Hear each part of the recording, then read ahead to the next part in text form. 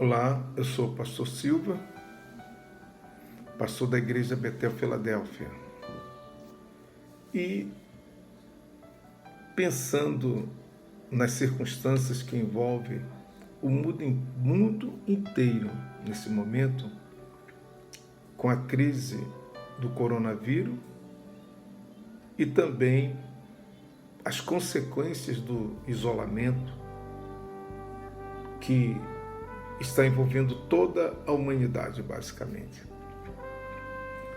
E tenho visto algumas sugestões e algumas soluções vindas de toda a área de conhecimento, da psicologia, da parte da música, né? Os vizinhos, todo mundo comovido com a situação dos seus vizinhos e também tocado com a situação dos seus conhecidos e parentes, né? E a questão emocional que envolve esse isolamento, principalmente para as pessoas que não estão acostumadas. Então, qual é a solução de Deus? Em umas circunstâncias como essa, o que Deus propõe para a humanidade? Qual é a solução de Deus para você que está passando circunstâncias extremamente avassaladoras? Então, como servo de Deus, eu gostaria de trazer uma perspectiva de Deus dentro da cosmovisão bíblica. O que Deus diz para a humanidade hoje? E o que diz para você que está nos assistindo agora? Então, se você que talvez tenha ouvido muitas propostas boas, muitas propostas boas que têm ajudado bastante, têm trazido ânimo e têm cooperado para tirar alguém do fundo do poço. Então, já que você ouviu e tem ouvido tantas propostas, ouça mais essa, só que essa é do Deus Altíssimo, o seu Criador. E eu queria pedir que você nos acompanhasse, claro, já que é uma proposta, uma visão bíblica, de uma cosmovisão de Deus, só pode estar fundamentada na palavra de Deus. Então vamos ver o que a Bíblia diz sobre isso e o que Deus quer dizer para você e como Deus pode hoje mesmo entrar na sua história e mudar a sua história em meio a essas circunstâncias que envolvem você. Uma das coisas interessantes que o Senhor diz, Ele admite a realidade dos problemas no mundo, né? Por que Ele admite? Porque a gente vive num mundo de pessoas pecadoras. E quando Deus fala de pecado, o conceito original é errar o alvo. Está fundamentada no seguinte princípio: Deus estabeleceu um sistema para o mundo funcionar, e nesse sistema estabelecido por Deus ficou de fora a morte, o assassinato, a prostituição, a violência, o roubo, a traição, qualquer tipo de enfermidade. Esse era um sistema de Deus. E introduziu o homem no mundo para viver nesse sistema. E se esse sistema continuasse prevalecendo, hoje nós estaremos livres, por exemplo, do coronavírus. Estaremos livres dos corruptos brasileiros, não haveria nessa possibilidade. Mas o homem pecou, quer dizer, o homem rejeitou esse sistema, errou o alvo estabelecido por Deus para ele, para a sua vida. E escolheu viver de acordo com a sua própria vontade. Só que esse sistema que o homem escolheu é o sistema da morte. E quando o homem rejeitou o sistema de Deus, ele optou pela morte espiritual. Nós, por sermos seres espirituais, fomos criados para viver sob a égide da vida espiritual. Quer dizer, toda a gestão de toda a nossa natureza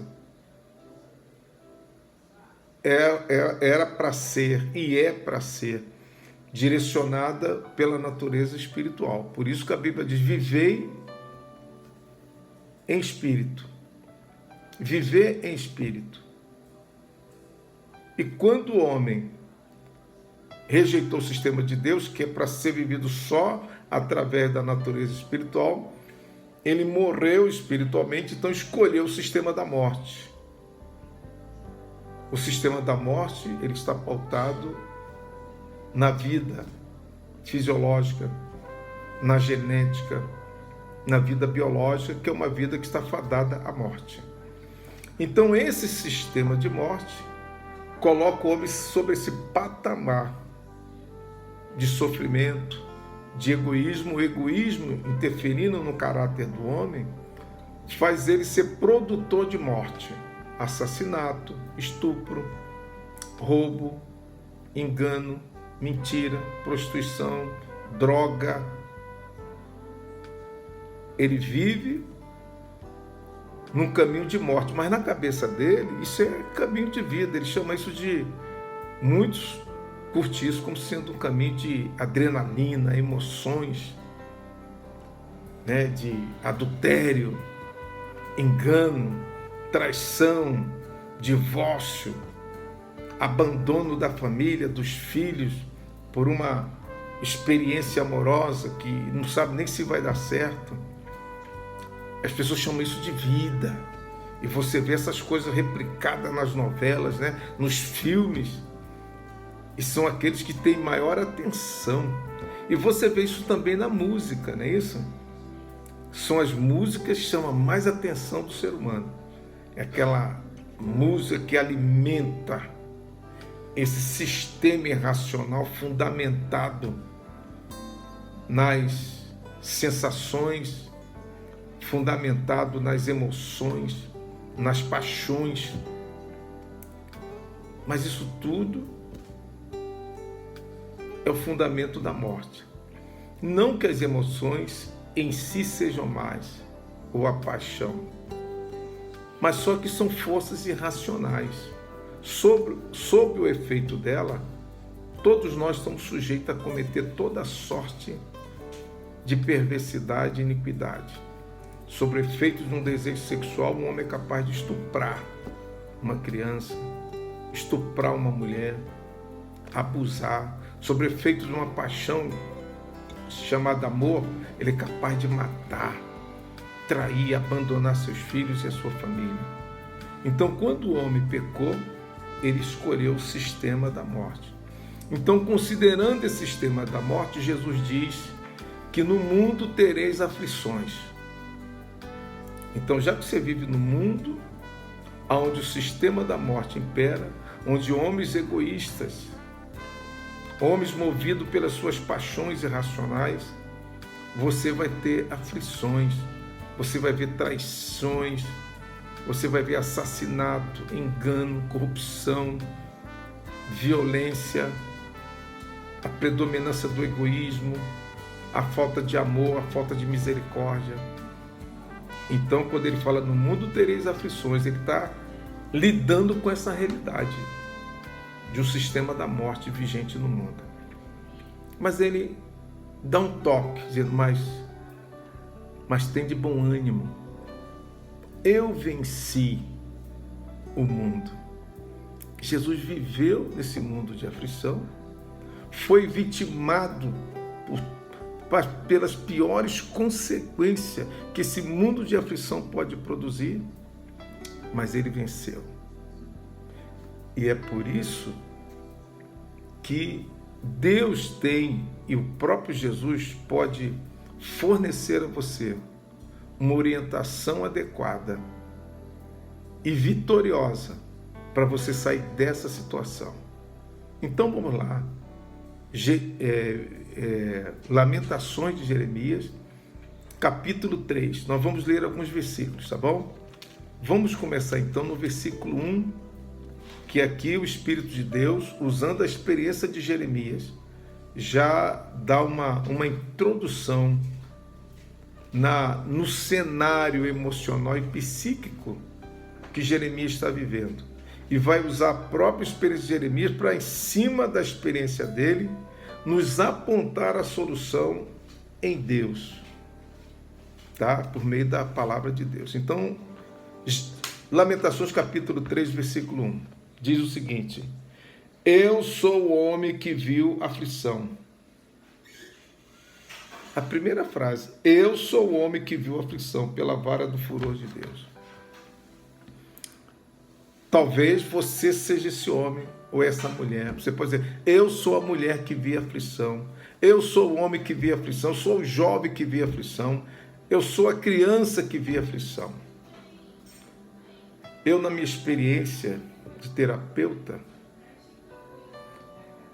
eu atendi muita gente que viu aflições. Você sabe que eu conheci pessoas que desde a concepção nunca foi feliz, nasceu num ambiente terrível de rejeição, que foi rejeitado pela mãe, pelo pai, foi viver com a avó, e daqui a pouco a avó morreu, e foi viver de casa em casa, e por esses ambientes que passou, sofreu abuso, exploração, e essa pessoa chegou aos 50 anos e nunca soube o que é ser amada, nunca aprendeu a amar ninguém e tentou suicídio. E foi nesse episódio que, pela providência de Deus, por indicação de um médico, que aconselhou que ela procurasse um psicanalista, e que ela veio até mim. Essa foi uma mulher que viu a aflição. Talvez você esteja numa situação dessa, deprimido, doente, perdeu um ente querido, ou está no hospital, ou agora por conta desse isolamento perdeu o emprego, ou está em suspeita de perder o emprego. Talvez você não tenha nada para comer. Talvez seu filho está preso, seu casamento está desfeito. E você é alguém num nível igual ao que Jeremias experimentou. E agora nós vamos lá para o versículo 17, que diz: afastou a paz de minha alma, esqueci-me do bem. Visualiza, não há mais paz. Sabe aquela insegurança, aquela ansiedade, aquela agonia de que o pior inexoravelmente vai acontecer? Aquela coisa que se repete, você não consegue dormir. Os pensamentos não encontram paz. Seus sentimentos não encontram paz. Afastou a paz da minha alma. Esqueci-me do bem. O que quer dizer isso?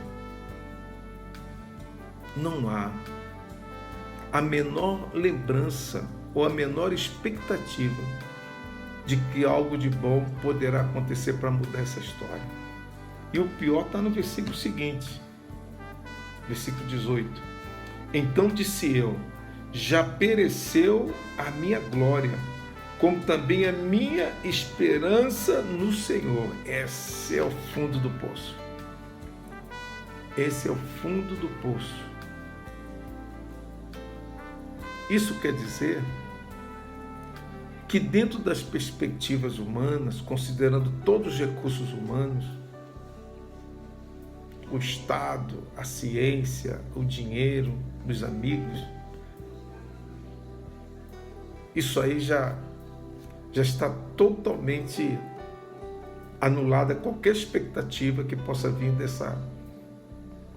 da parte do conhecimento humano.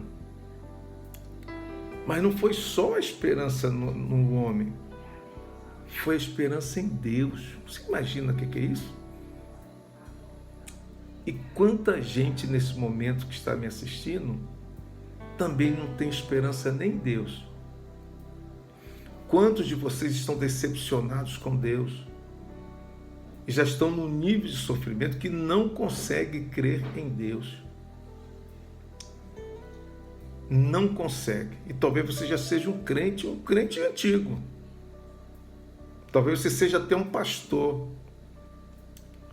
alguém que já pregou, alguém que já orou por alguém, Deus já usou você, já fez cura, alguém que já consolou, já libertou pessoas, já orientou tantas pessoas, já aconselhou tantas pessoas, de forma que seu currículo de ministro e de servo de Deus, ele é bastante enriquecido com resultados produzidos por Deus através da sua vida. Mas agora está você aí, não consegue crer em Deus. E isso aumenta o seu sofrimento, que você já teve experiência com Deus. Mas a verdade é que você não consegue confiar em Deus. Talvez você que perdeu um esposo, perdeu um filho, perdeu uma filha, perdeu o emprego, está cheio de dívidas, está doente. Você entende? Mas Deus tem uma palavra e vai te ensinar como Ele tira você dessa. E vamos lá, o versículo 19. Lembra-te da minha aflição e do meu pranto, do absinto e do veneno. E o 20. Minha alma continuamente os recorda e se abate dentro de mim. Aqui, através de Jeremias, Deus está descrevendo o estado mental e emocional que vive uma pessoa quando está em depressão, de uma pessoa que está sem esperança, de uma pessoa que já se sente completamente derrotada. Veja só, minha alma continuamente se recorda e se abate dentro de mim. Se recorda de quê? Da aflição.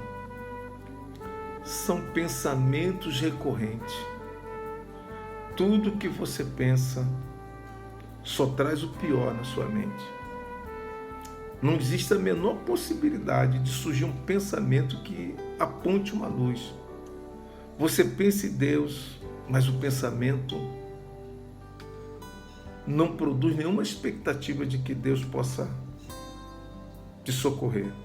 Vem só acusação, que você não presta, que você é a pior pessoa do mundo e Deus te rejeitou, e vem a culpa e toda sorte de sentimentos e pensamentos. Era assim que Jeremias estava. E Jeremias estava assim, sabe por quê? Porque ele viu Nabucodonosor invadir sua cidade. E ele viu a matança que ocorreu. Seu país foi destruído. Ele viu que os soldados babilônicos fizeram. Rasgaram as mulheres pelo meio, mataram criança. Foi uma destruição tremenda. Ele viu essas coisas. É nesse estado, então, quando o pensamento, os sentimentos dele, de uma forma recorrente, não paravam, estavam sempre como se fosse um filme, uma máquina, rodando, sem possibilidade de desligar, era algo extremamente automático. É assim que fica. São pensamentos automáticos e sentimentos automáticos. E quando estava nessa situação, então surge a solução de Deus, que está no versículo 21. Eu gosto que você leia na Bíblia comigo, que diz: quero trazer à memória o que me pode dar esperança. As misericórdias do Senhor são a causa de não sermos consumidos, porque as suas misericórdias não têm fim. Mas vamos nos ater aqui no versículo 21. Quero trazer à memória o que me pode dar esperança. Aqui Deus traz o primeiro posicionamento que você deve tomar, aqueles que têm fé em Deus por meio de Jesus Cristo. Se lembra naquela pregação que nós falamos sobre a Páscoa e sobre a necessidade de Jesus morrer?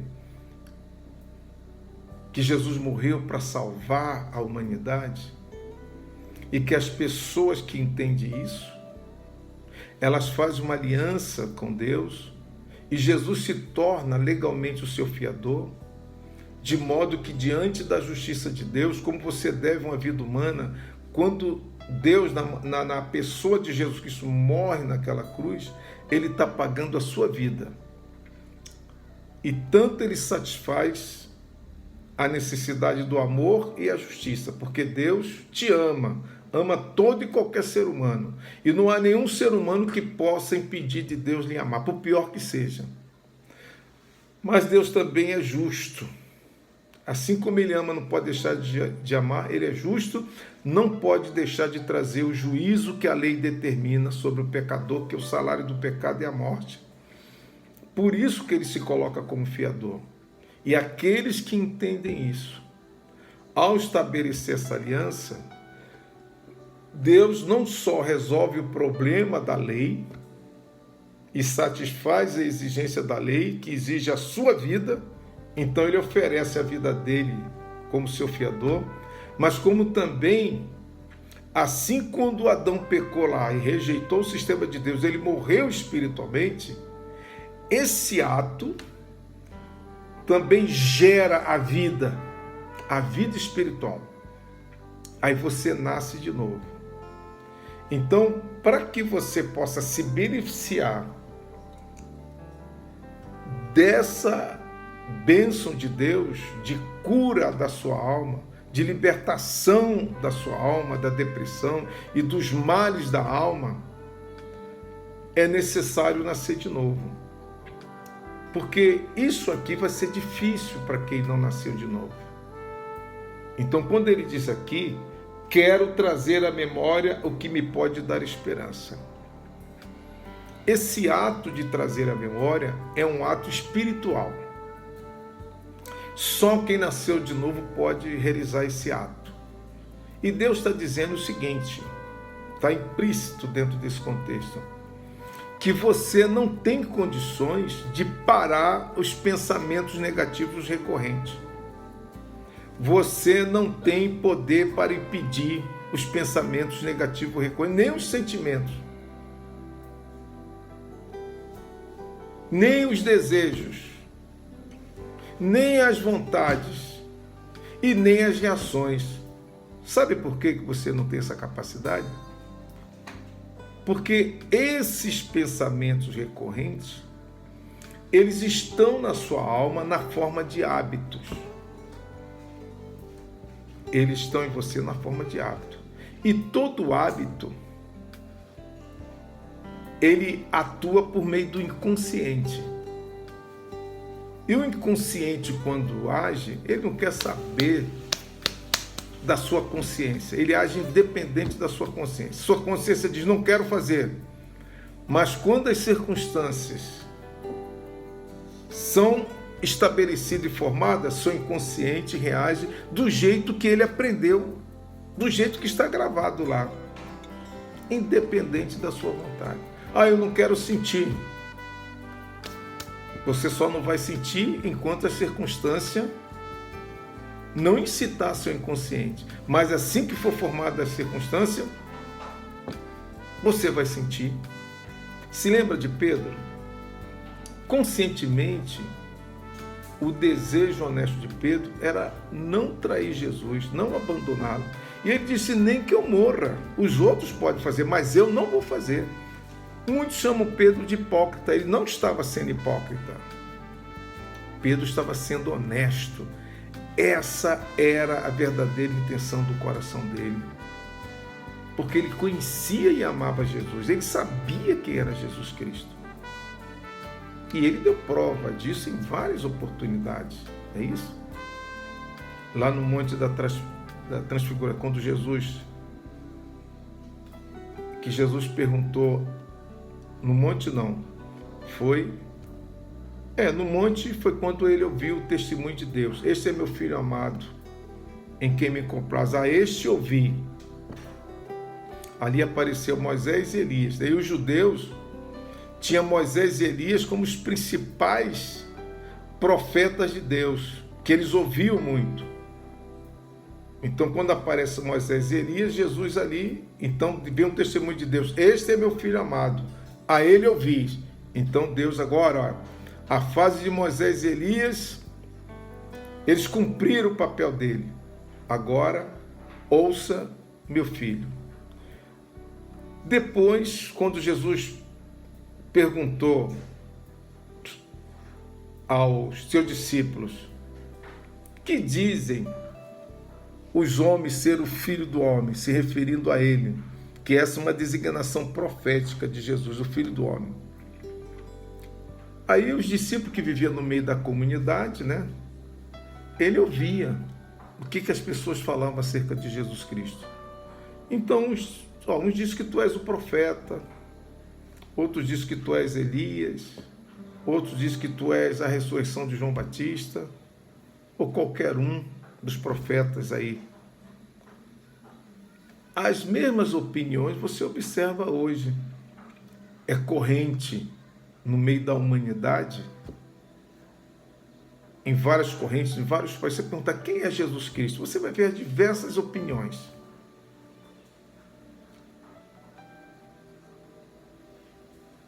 Então, quando eles disseram a opinião do povo, aí Jesus perguntou a ele, e vocês, que dizem ser o Filho do Homem? Aí Pedro, sob a inspiração do Espírito Santo, diz, tu és o Cristo, o Filho de Deus. Aí Jesus, bem-aventurado sois, Pedro Bajona, porque não foi o sangue, a carne ou o sangue que te revelou, mas o meu Pai que está no céu. Então ele teve essa revelação para identificar Jesus, algo de Deus. Então ele sabia quem era Jesus. Também lá em João capítulo 6, quando Jesus fala para aquelas pessoas que estavam atrás dele por causa de comida, né? Não que Jesus fosse contra as pessoas buscá-lo por meio de comida, porque foi ele mesmo que multiplicou os pães. Mas Jesus observou que as pessoas não estavam buscando Jesus Cristo com base nas necessidades espirituais, apenas focado nas necessidades humanas. E quem se preocupa só com a vida que morre, tudo que você fizer a favor desse corpo aqui, ó, todos os prazeres que você gozou, experimentou, as viagens que você fez, os livros que você escreveu, isso vai ser como a comida que você acaba de comer e depois sai pelas fezes. Quando você morrer, isso tudo vai embora. Não vai agregar nenhum valor para a sua eternidade. E Jesus estava ali exatamente para atender principalmente essa demanda espiritual. E aquela gente estava atrás dele só por causa da comida que ele deu. Então Jesus, vendo esse foco principal, quer dizer, esse deveria ser o foco secundário. O principal era a questão espiritual, a vida eterna. Então Jesus disse, depois de vários diálogos, né, que os judeus questionavam Jesus ante a experiência com Moisés, que disse, olha, Moisés nos deu pão, maná. Jesus, olha, vocês comeram aquele pão e morreram, mas eu sou o pão da vida. Minha carne verdadeiramente é comida, e meu sangue verdadeiramente é bebida. Aquele que se alimenta de mim viverá por mim. E quando Jesus começou a falar isso, muitos dos discípulos estavam ali, foi todo mundo embora. E ficaram os 12. E Jesus olha para os 12 e pergunta: e vocês não vão querer ir embora? E Pedro disse: para quem iremos nós? Tu tens as palavras de vida. Então, quando naquele momento ali, Pedro disse para Jesus que nem que eu morra, ele estava consciente, estava sendo honesto. Mas Jesus sabia que ele iria recuar. E Jesus diz: olha, Pedro, antes que o galo cante, tu me negarás 3 vezes. E quando as circunstâncias se formou, Jesus foi preso, tá vendo?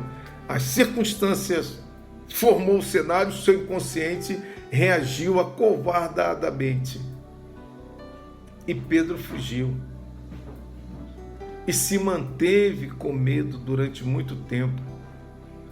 E quando ele estava lá na porta, e Jesus lá dentro, sendo julgado pelas autoridades, e lá de dentro Jesus olhou para ele, e quando Jesus, pela 3ª vez que ele negou Jesus Cristo, né? Jesus olhou para ele e o galo cantou. Então ele chorou. É assim que funciona. Então você não tem domínio sobre os pensamentos automáticos. Não tem como você evitá-los. Evitar que eles venham. Também não tem domínio sobre os sentimentos e as emoções. Não tem domínio sobre certos desejos errados que você aprendeu. Vontades e reações. E diga-se de passagem que todos esses pensamentos, desejos, vontades, reações, você as aprendeu. Por exemplo, ninguém nasce com medo, sabia? A gente nasce potencializados para termos medo. Mas o medo do escuro, por exemplo, é uma emoção aprendida. Se você tem medo, você aprendeu. Mas tem gente que não aprende. Vive tranquilamente no escuro. Medo de barata. Medo do saci pererê. Tem gente que tem medo. Aprendeu. Assim como a gente aprende esse medo, como aprende a gostar de feijão, gostar de peixe, gostar de feijoada. Se você tem prazer, você aprendeu.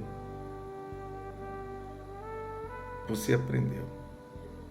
Então essas coisas que estão dentro de você, vocês aprendeu e estão formatadas na sua alma, na forma de hábito. Então esses pensamentos que Jeremias diz aqui, ó, minha alma continuamente os recorda e se abate dentro de mim. Então você não pode evitá-los, mas você pode fazer uma coisa, sabia? É o que diz o versículo 21. Quero trazer à memória o que me pode dar esperança. Você não pode evitá-los, mas você pode decidir não obedecê-los. E essa competência para desobedecer sua própria alma nessa parte, ou esse conjunto de compulsões que move a sua alma na forma de pensamento, sentimento, reações, você pode não impedi-lo de surgir, porque está operado pelo inconsciente. E você sempre obedeceu eles. Porque você estava morto espiritualmente. A única vida que você conhecia era essa vida gravada lá dentro de você. Então, se você sentia, você acreditava que era o que sentia. Se você pensava, acreditava, se você estava pensando que era verdade. Se você ouviu, você acreditava que ouviu era verdade. Se você viu, você acreditava que o que você está vendo era verdade. E em cima disso, você construía o seu juízo de valor, julgava, estabelecia reações, respostas, com base nos seus sentidos, nas percepções através do sentido, ou da experiência dos pensamentos. Sua alma sempre viveu assim. Mas quando você nasce de novo por meio de Jesus Cristo, surge uma outra consciência espiritual. E é essa consciência que dá a você a competência de agir diferente da sua alma, agir diferente das pressões do seu corpo, agir diferente das pressões da sua cultura, da cultura do mundo, e pode levar você a tomar um posicionamento contra a maioria, a desenvolver uma consciência específica a seu respeito e não aceitar a designação de identidade e destino que é estabelecido pelos outros, que controla a sua vida. Da mesma forma que você não pode evitar que uma pessoa ali diga uma palavra depreciativa para você, você não pode evitar. Da mesma forma, você não pode evitar que seus pensamentos que você aprendeu da maneira errada acerca de você mesmo traga pensamentos e uma voz negativa, uma afirmação negativa contra você. Mas assim como você tem liberdade para não aceitar como verdade aquilo que essa pessoa diz, você também tem liberdade para não aceitar como verdade o que seus pensamentos dizem. Mas para isso é necessário que você nasça de novo. E é isso que o Espírito de Deus está dando ênfase aqui. Quero trazer à memória o que me pode dar esperança. Está certo. Eu não posso reduzir essas recordações. Tudo bem, ela está aí. Mas eu tomo a decisão de focar naquilo que é a solução. E ele começa a descrever essa solução. As misericórdias do Senhor são a causa de não sermos consumidos. Porque as suas misericórdias não têm fim. Renovam-se cada manhã. Grande é a tua fidelidade. A minha porção é o Senhor, diz a minha alma, portanto esperarei nele. Bom é o Senhor para os que esperam por ele, para a alma que o busca. Bom é aguardar a salvação do Senhor, e isso em silêncio. Eu vou parar por aqui por causa do tempo, mas a gente vai voltar com essa mensagem a partir daqui, tá bom? Então, Deus está dizendo para você, você não precisa viver debaixo dessa ditadura dos seus pensamentos. Você não vai poder evitar, não tente evitá-los, mas decida não mais agir obedecendo eles. Agora você precisa de uma fonte, e essa fonte é Deus. Por isso que é importante você ter essa relação com Jesus Cristo. Então, se você deseja, eu vou fazer uma oração aqui, e se essas palavras têm algum significado para você, eu gostaria que você repetisse essa oração. Faça essa aliança com Jesus Cristo. Não é uma questão de religiosidade, não. É para você se beneficiar de tudo que Deus está dizendo aqui. Então, se isso faz sentido, ore assim comigo. Diga, Senhor Deus, diga seu nome todo. Na tua presença, eu confesso a Jesus Cristo como meu Senhor e único Salvador. E no meu coração eu creio que Jesus Cristo veio em carne, morreu na cruz e ressuscitou para pagar o preço justo pelos meus pecados. Eu reconheço os meus pecados. Eu reconheço que a minha vida está fora de controle e que eu não tenho condições de exercer domínio necessário para viver uma vida feliz, livre da perturbação. Senhor, eu te peço perdão de todos os pecados que eu cometi até hoje. Todos os pecados. Das mentiras, dos enganos, dos adultérios, dos abortos, de todo ato de prostituição, de toda coisa errada. Te peço perdão por ter desonrado meus pais, por ter desonrado minha esposa, meu esposo, por ter desonrado meus amigos e, acima de tudo, desonrado a Ti. E eu creio que por conta dessa aliança, Jesus, como meu fiador, pagou o preço. E agora eu creio que eu estou perdoado de todos os pecados.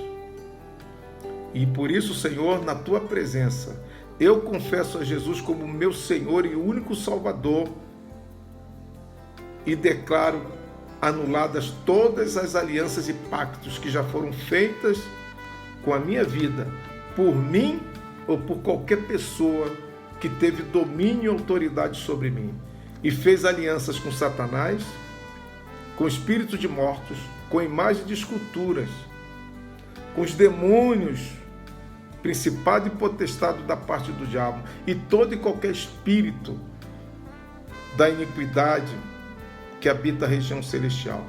E eu declaro agora que eu consagro meu corpo, minha alma e meu espírito, meus sentimentos, meus pensamentos, minha vontade, todas as minhas reações, inclusive minha mente, meu inconsciente, somente a Ti, Pai Celestial, a Jesus Cristo, meu Senhor e meu Salvador, e ao Espírito Santo, meu Consolador. Em nome de Jesus Cristo. Amém. Se você fez essa oração, ligue para mim, só para dar uma informação. Eu tenho alguns detalhes para acrescentar para você pessoalmente, tá bom? Então, anote o telefone. 27 é o código. 997 77 4606, tá bom? Agora eu quero orar por todos e aguarde a próxima mensagem.